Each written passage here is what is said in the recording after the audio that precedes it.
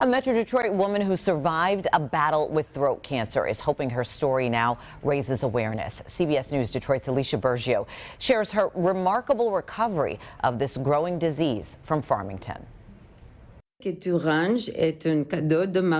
Learning new languages is Tessa Goldberg's passion. I'm relatively fluent in Afrikaans, English, of course, Hebrew, a little bit of French, a little bit of Spanish.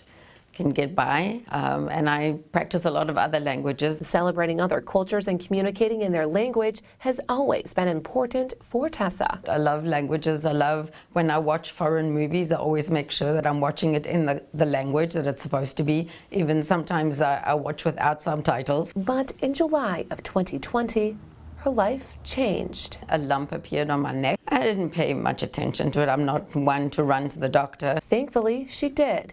A CT scan and biopsy showed Tessa had a serious stage of throat cancer. It's just so weird, you know, it's so random.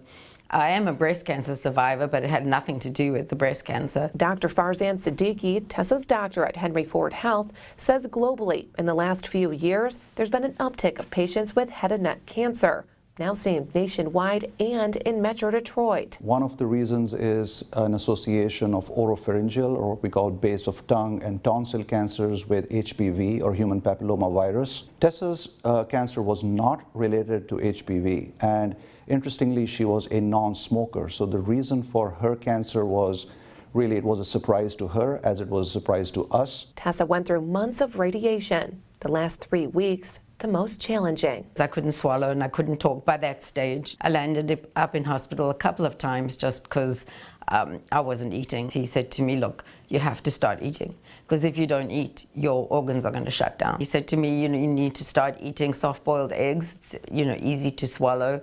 And I guess that's what saved my life, really, was to start eating those soft-boiled eggs.